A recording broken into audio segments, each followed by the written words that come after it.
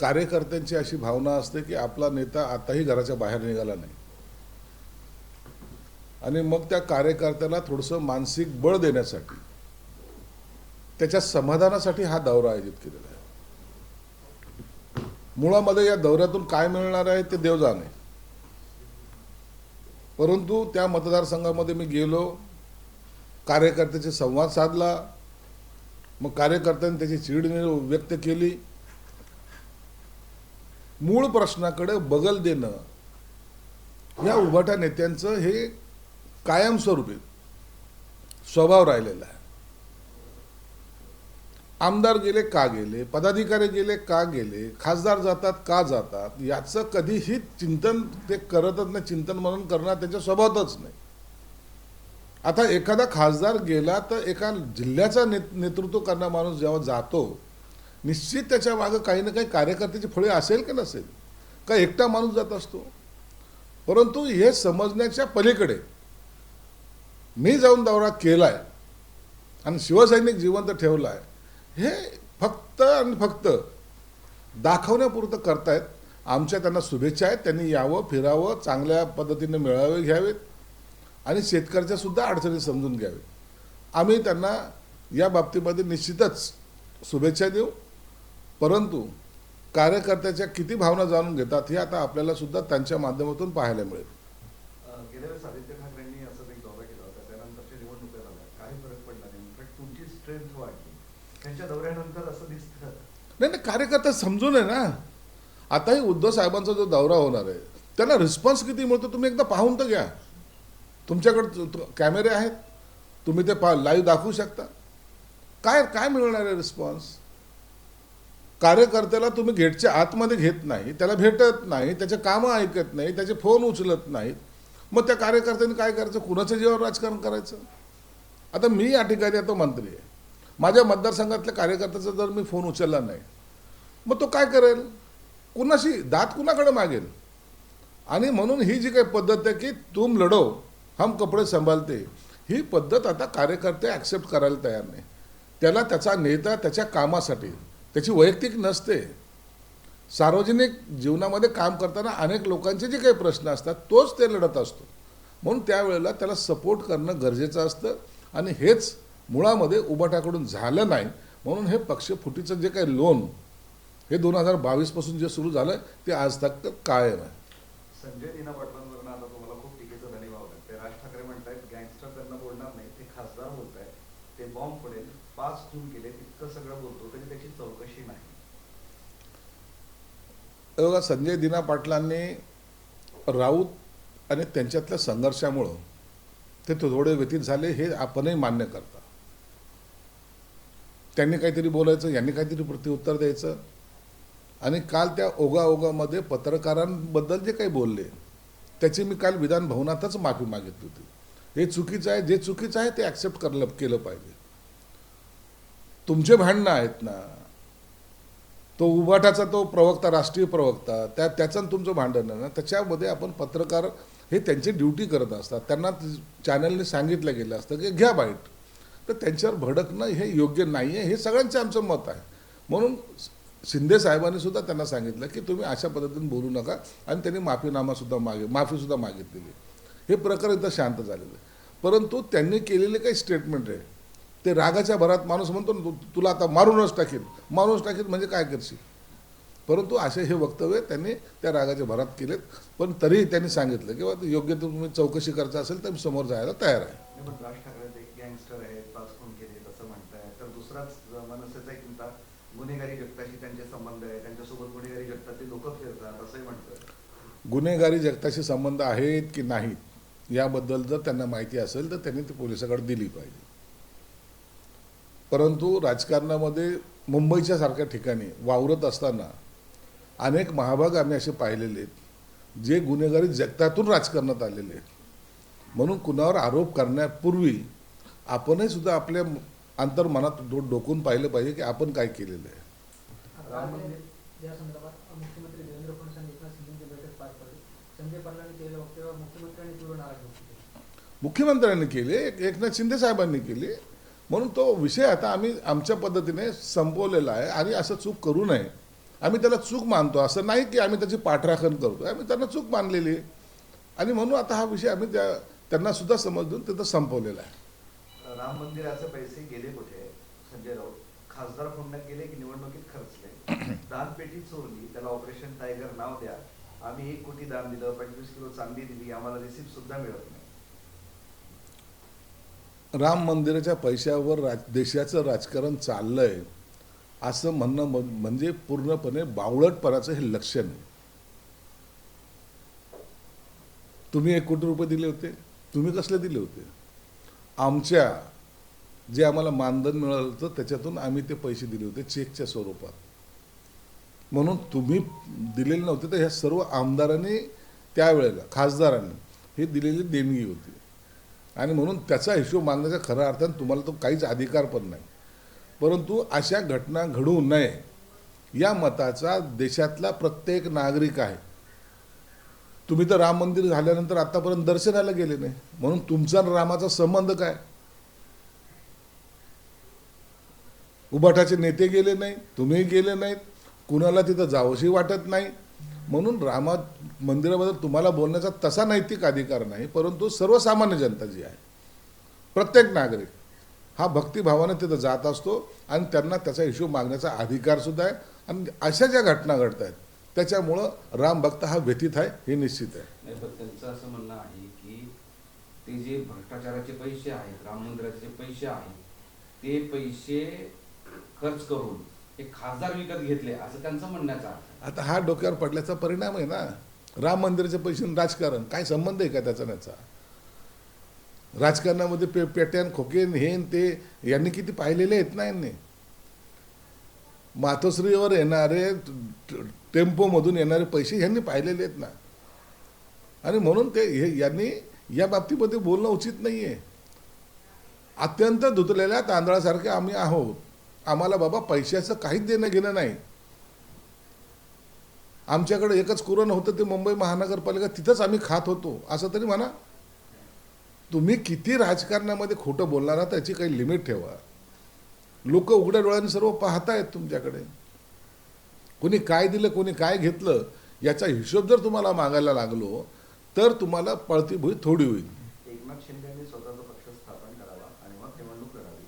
अमित शहा यांच्या मदतीने आमचा पक्ष चोरला, अमित शहा यांच्या जीवावर पक्ष चालवू नका. आणि याच्यापेक्षा महत्वाचं, गद्दार आणि बैमानी याला पर्यायी शब्द आहेत एकनाथ शिंदे. संजय राऊत, आम्ही पक्ष चोरायच्या भानगडीत पडलो नाही. जो पक्ष तुमच्यासारख्या मूर्ख माणसांना चालवता येत नव्हतं त्याची धुरा आम्ही हातात घेतलेली, धुरा घेतलेली. आम्ही पक्षाचे मालक नाही झालेलो. पक्ष आमच्या बापाचं हे आम्ही कधीच म्हणलेलो नाही. पक्ष हा शिवसेना प्रमुखांनीच स्थापन केलेला आहे. परंतु त्याचा वारसा किंवा त्याची मालकी म्हणून जे तुम्ही वागत होता, ज्या पद्धतीने तुम्हाला वाटत होतं की यस आम्हीच आहोत सर्व काही, तोच पक्ष आम्ही खऱ्या अर्थानं खऱ्या ट्रॅकवर आणून त्याला चालवतोय. आम्ही त्या पक्षाचे मालक नाही आहेत. तो पक्ष आमच्या बापाचा नाही आहे. तो शिवसेना प्रमुखांनी स्थापन केलेला आहे याची आम्हाला जाणीव आहे आणि त्यांचेच विचार घेऊन पक्ष पुढे नेतोय. म्हणून तुम्ही अमित शहाच्या जीवावर आम्ही पक्ष चालवतोय का आणखीन मोदींच्या जीवावर चालवतोय हे आम्हाला शिकवू नका. तुमचा पक्ष हा आता कोण शरद पवार चालवतोय का सोनिया गांधी चालवते याच्यावर तुम्ही थोडासा विचार करा. त्यांना पक्ष चालवता येत नाही म्हणून धक्क्यावर धक्के देताय का तुम्ही त्यांना पक्ष चालवता येत नाही म्हणून? हे बघा, पक्ष फुटला, बंडखोरी झाली किंवा उठाव झाला, जे लोक पक्षात होते ते कोणत्या पक्षात आले? एकनाथ शिंदेच्या नेतृत्वाने स्वीकारलं. त्याच्यानंतर आता हे 6 खासदार आले. यांनी पक्ष सोडला नाही, यांनी उभाटा सोडली. त्या नेत्यांना सोडलं आणि पुन्हा कुठे गेले? ते शिवसेनेत गेले. असं मला असे उदाहरण दाखवा की ज्यांनी पक्ष सोडून ते भाजपमध्ये गेले, ते राष्ट्रवादीमध्ये गेले, ते काँग्रेसमध्ये गेले. कोणीच कुठे गेलेलं नाही. त्यांनी नेतृत्व बदललेलं आहे, पक्ष बदललेला नाही. गद्दार आणि बैमानी याला पर्यायी शब्द एकनाथ शिंदे आहे, यावर काय म्हणतात? खऱ्या अर्थानं कार्यकर्त्याची भावना आणि पक्षाचं नेतृत्व करण्याची ताकद असलेला एकमेव नेता तो एकनाथ शिंदे असं म्हणलं पाहिजे. गद्दारी तुम्ही केलेली आहे, गद्दार तुम्ही आहात. तुम्ही लोकांचे पाय चेपण्यामध्ये तुमचं आयुष्य चाललेलं आहे. सिल्वर वॉकवर घेऊन जाणारे तुम्ही, त्या राहुल गांधीच्या भारत जोडो यात्रेमध्ये जाणारे तुम्ही, काश्मीरमध्ये जाऊन गळाभेट घेणारे तुम्ही दुसऱ्याला गद्दार मानणार. म्हणून गद्दारकीची पाठशाळा ज्याला म्हणतात ती तुमच्याकडे आता सुरू झालेली आहे आणि त्या पाठशाळेमध्ये आता कोणी विद्यार्थी यायला तयार नाहीत. म्हणून त्यांनी एकनाथ शिंदे साहेबांचं नेतृत्व स्वीकारलं आहे. साहेब, ते पुढे असंही म्हणतात की यांना आमदार खासदार फोडण्याची हाव आली आहे. ते उद्या फडणवीस, बावनकुळे आणि शहाना सुद्धा फोडतील. अरे तुम्ही तुमचा पक्ष पाहणार, काय येण्यासारखं बोलतो हा माणूस. या माणूस खरं तर डोक्यावर पडलेला आणि तुम्ही दरवेळेला त्याचे प्रश्न घेऊन त्याला कशाला हायलाईट करता. मूर्खाच्या प्रश्नाला उत्तर देणं सुद्धा हे मूर्खपणा आहे आणि तो तुम्ही आम्हाला का करायला होता. म्हणून संजय राऊत आहे त्या ठिकाणी ठीक आहे. रोहित पवार असं म्हणतात की महायुतीवर आता विश्वास नाही, अजितदादांना ते न्याय देऊ शकत नाही. अपघाताविषयी काकींशी आम्ही बोलायचो, आता सुनेत्रा पवार यांच्यासोबत, पण आता काहीच कारवाई होत नाही म्हणून बोलणं बंद झालं. रोहित पवारांनी काय बोलावं काय बोलू नये आता हा त्याचा प्रश्न आहे. परंतु सरकारतर्फे अजितदादाचं मृत्यू हे एक महत्त्वाचं घटना आहे आणि त्याला त्याच गांभीर्याने सरकार घेतं आहे. त्याचा तपास योग्य दिशेने चालू आहे. अजितदादाच्या पक्षाचे अनेक नेते मंत्रिमंडळात आहेत, स्वतः सुनेत्रा वहिनी आहे आणि त्यांना या सगळ्या गोष्टीची कल्पना आहे. म्हणून प्रत्येक वेळेला दर दिवशी तपासामध्ये जी काही प्रगती होत चालली असेल ती सर्वसामान्यासमोर किंवा जनतेसमोर आणावं की नाही आणावं हा निर्णय त्यांनी घ्यायचा आहे. खासदारानंतर आता आमदार फुटणार आहेत 14, ऑपरेशन टायगर 3 असं काहीतरी चर्चा सुरू आहे किंवा ऑपरेशन 3 वगैरे करायची आवश्यकता नाही आहे. मानसिकता उबाठामध्ये आमदारांची सुद्धा किंवा मुंबई महानगरपालिकेच्या नगरसेवकांची सुद्धा थांबण्याची नाही आहे. ते स्वतःच आता आपण इथून बाहेर गेलं पाहिजे या मनस्थितीत आहेत. आम्हाला आत्ता ऑपरेशन टायगर 3 करायची आवश्यकता नाही.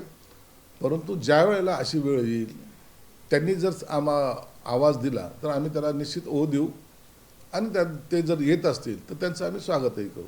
त्यात संजय दिना पाटलांनी नाक घासून माफी मागितली तरी गुन्हा दाखल करावा असं गुणरत्न सदावर्ते म्हणतात. गुणरथ सदावर्तेने काय बोलावं हा त्याचा विषय आहे. तो गुणरथ सदावर्ते कोणत्याही राष्ट्रीय आणि आंतरराष्ट्रीय विषयावर बोलत असो त्याचा आम्ही काही एवढं काही सिरियस घेत नाही. केंद्रीय मंत्रिमंडळाचा विस्तार, श्रीकांत शिंदेना मंत्रिपद मिळणार, ओमराजेंना मंत्रिपद मिळणार आणि तुमचं ताकद वाढणार, आरोग्य राज्यमंत्रीपद तुम्हाला मिळणार अशी चर्चा आहे. केंद्राच्या राजकारणामध्ये काय चाललंय याचा आम्हाला काही माहिती नाही आहे. एकनाथ शिंदे साहेबांकडे ती माहिती असेल म्हणून त्याच्यावर कधी विस्तार होणार, कोण जाणार, कोण येणार याबद्दल आम्ही सांगू शकत नाही. साहेब, विजय शिवतारेंचे वक्तव्य समोर आलं. ते असं म्हणतात की शरद पवार साहेब विजनरी नेते आहेत, मात्र देवेंद्र फडणवीस ते 10 पट त्यांच्या पुढे आहेत. आता दोन्ही नेते चांगले आहेत हे तरी मान्य त्यांनी केलेलं आहे. ठीक आहे ना, त्यात काय विषयच नाही आहे. Thank you so much. एक प्रश्न आहे. जैन समाजाच्या शिष्टमंडळानं शिवतीर्थावर जाऊन आता माफी मागितली. तो मालाडचा जिरेटोप वाद होता ना, तुम्ही पण आक्रमक भूमिका घेतली होती त्यावर, म्हणून विचारतो. हे बघा, जैन समाजाने हा अहिंसेचा मार्ग धरणारा समाज आहे. अत्यंत अहिंसा हाच त्यांचा धर्म हे मानणारे ते लोक आहेत. परंतु काही लोक त्यांना जे काही डिचवण्याचा प्रयत्न करत होते, काही लोक जे त्यांच्याकडून चुकीचं काम करून घेण्याचा प्रयत्न करत होते, त्याच्यामुळं समाजामध्ये दुही निर्माण होत होती.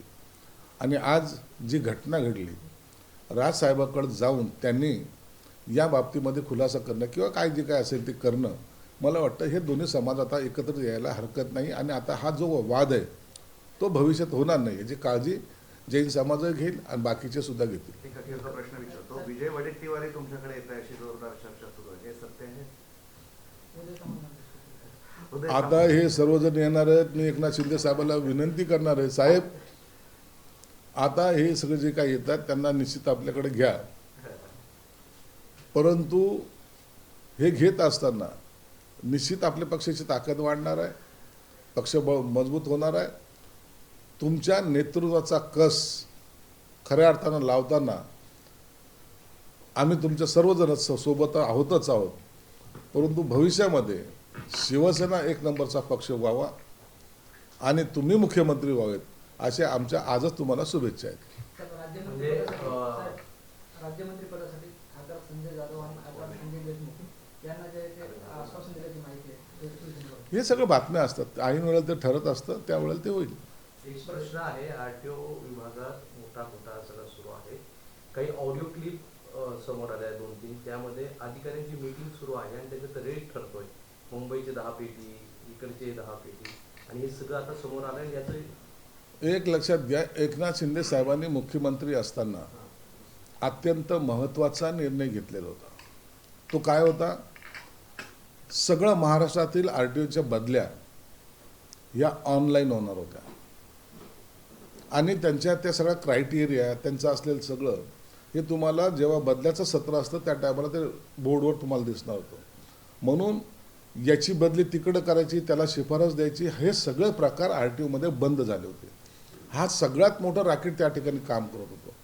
जवळपास माझ्या माहितीप्रमाणे हा व्यवहार एवढा मोठा होता की आरटीओच्या बदल्या म्हणलं की त्यावेळेला इतर सर्व बदल्यापेक्षा आरटीओच्या बदल्याला महत्त्व दिलं जायचं.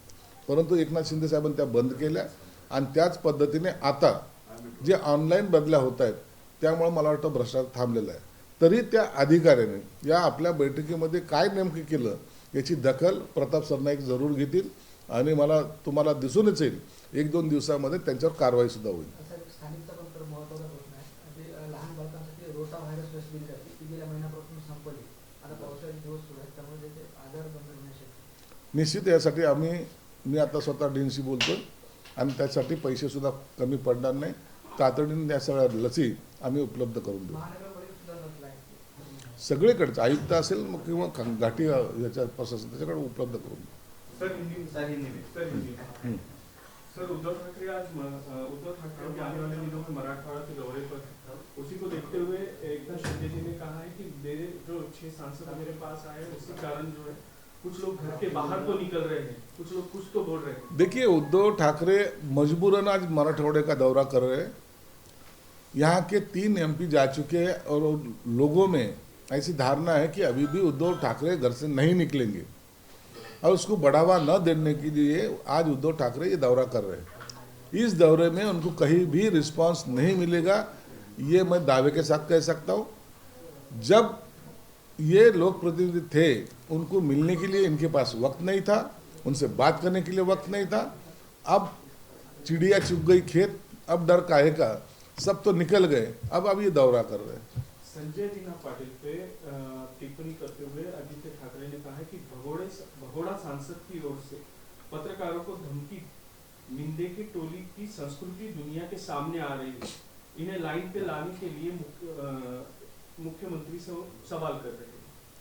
अरे आदित्य ठाकरे बच्चा है, उसको बोलने का अभी बहुत उसको आगे जाना है. किसको क्या बोलता है, किसकी क्या नकल करता है, उसके स्टेटमेंट को हम मतलब महत्व देते ही नहीं है.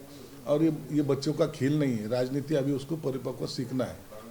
राम मंदिर चढ़ावा चोरी केस में जो है 8 लोग नपे गए. एफआईआर में चंपत राय का नाम नहीं है. विपक्ष काफी बवाल कर रहा है इसके ऊपर. राम मंदिर में जो चोरी हुई है इसका सीरियसली सभी यंत्रणाओं ने तपास शुरू कर दिया है. जो भी इसमें आरोपी रहेंगे उनको अरेस्ट जरूर की जाएगी. ये लोगों के भावना का प्रश्न है. वहाँ जो चढ़ावा करते हैं ये हर कोई, वो यात्री रहो या भक्त रहो, वो ये चाहता है कि हमारा पैसा वहाँ के काम के लिए यूज़ में लाया जाए. और उसकी चोरी होती है तो ये इसके ऊपर कोई भी सहमति नहीं दिखाएगा, आरोपी को अटक ही की जाएगी. एनसीईआरटी की पाठ्य पुस्तकों में आपातकाल पर अध्याय को शामिल करने पर कांग्रेस के नेता हुसैन दलवाई ने कहा है कि अभी विद्यार्थियों को हिंदुत्ववाद के जरिए तैयार करने की कोशिश की जा रही है. देश का विनाश होने वाला है. ये बांग्लादेश पाकिस्तान जैसा देश बन गया. उनकी सोच, कांग्रेस की सोच वैसी पहले से थी, आज भी वैसी है. तोड़ो जोड़ो की राजनीति वो करते रहे आए हैं. आज भी वो हिंदू धर्म में, मुस्लिमों में, दलितों में जो फ्रैक्शन करना चाहते हैं उसके वजह से आज कोई भी डेवलपमेंट की बात करे या तो कोई भी पाठ्यक्रम में कोई भी धड़ा लाए तो उसके ऊपर वो हिंदू मुस्लिम का मुलाम जरूर चढ़ाते हैं. शरद पवार साहब से जब पूछा गया कि आपकी पार्टी के कुछ विधायक जो है सांसद और विधायक पूछ सकते हैं, तब उन्होंने उस पर ऊपर टिप्पणी करते हुए कहा कि इसका ऐसा कोई मतलब नहीं है। हमारा एक भी विधायक पक्षांतर नहीं करेगा। शरद पवार की राजनीति देखते हुए आप देखे होंगे, जब भी शरद पवार बोलते तब कंप्लीट उसके अगेंस्ट में पार्टी में चाल चलते रहती। इसका मतलब है शरद पवार की पार्टी जल्दी ही फूटने वाली है। राहुल गांधी सर, एक राहुल गांधी कहाँ है? कहीं मिल नहीं रहे हैं, थाईलैंड या सीक्रेट प्लेस। बीजेपी के कई राज्यों के जो है कार्यकर्ता है जो है अपने अपने सोशल मीडिया अकाउंट पे ऐसी पोस्ट लगा रहे हैं। राहुल गांधी है बेचारा अनमेरिड है, इसको घूमने दो ना। ये बीजेपी के कार्यकर्ताओं को मैं आप विनंती करूंगा कि वो बेचारे को घूमने दो। घूमना उसके लिए जरूरी है। अभी तक उसकी शादी नहीं हुई, कुछ तो उसके भी सोचो। क्या उसको भी अटल बिहारी वाजपेयी करना थोड़ी है?